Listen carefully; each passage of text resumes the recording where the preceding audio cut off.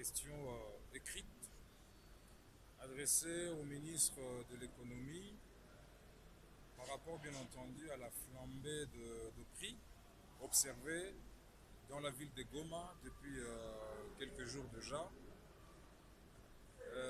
Donc nous ne savons pas comprendre comment les expatriés, par exemple, continuent à exercer le petit commerce jusque même dans nos cités, en vendant même le fumbo. Nous ne savons pas comprendre non plus comment est-ce que l'économie est extravertie à Goma. On importe même la tomate, les arachides, le piment à Gisenyi au Rwanda. Et lorsque Modeste Mouting a écrit un livre, RDC, la République des inconscients, on va penser que c'est une autoflagellation alors que c'est une interpellation.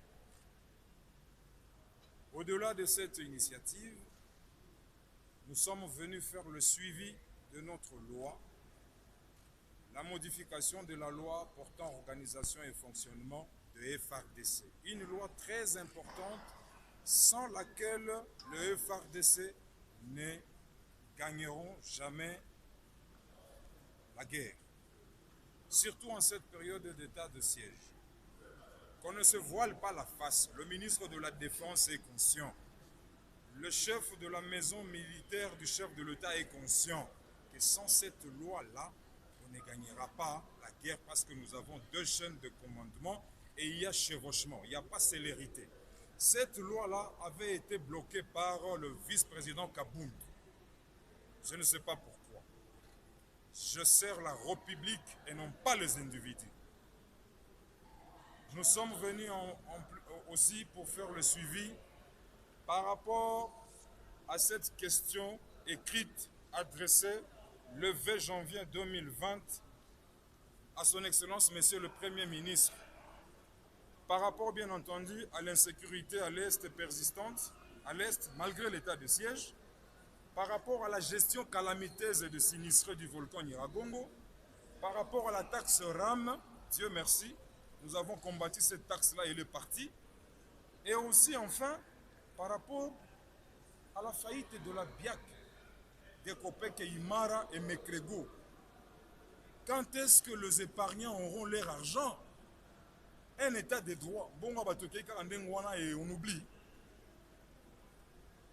Selon le règlement intérieur, la question écrite peut être déposée, peut être posée pendant ou en dehors de la session. Sinon, si nous étions pendant la session parlementaire, même le ministre de l'économie, j'allais adresser une question orale avec départ. Je me soumets au règlement intérieur de notre institution. Et donc,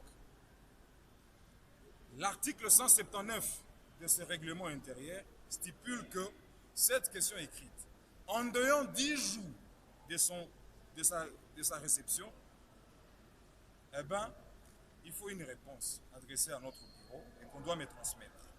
Depuis le 20 janvier, je n'ai jamais reçu de réponse de cette question. Et lorsque je veux rebondir avec une interpellation du Premier ministre, parce que bien entendu, le règlement nous dit, en dehors 10 jours, s'il n'y a pas, ça se transforme en interpellation. On va encore dire parce que je suis du FCC et j'attaque le gouvernement. Je suis un jeune républicain, je l'ai toujours dit. Même à l'époque de Mabunda, j'attaquais même le ministre du FCC. Et donc, autre chose, c'est que tout à l'heure là, je vais me diriger vers le bureau du ministre de l'EPST parce que je viens d'apprendre, mes électeurs m'ont informé, de parents du moins, que le gouverneur militaire au Nord Kivu a fixé le frais de participation aux examens d'État à 120 000 francs, ça fait 60 $. Une province sous état de siège avec les restrictions. L'éruption volcanique qui est passée par là. Le Covid-19 qui a détruit le tissu économique. Soyons humains. Et on demande encore autant d'argent aux parents. Je vais aller voir le ministre et je pense qu'on va en discuter et voir si on peut quand même alléger la souffrance des parents par rapport aux élèves de 6e qui vont présenter leurs examens d'État, à qui déjà moi je souhaite bonne chance. Voilà l'objet de ma présence ici à l'Assemblée nationale. Nous vous remercions.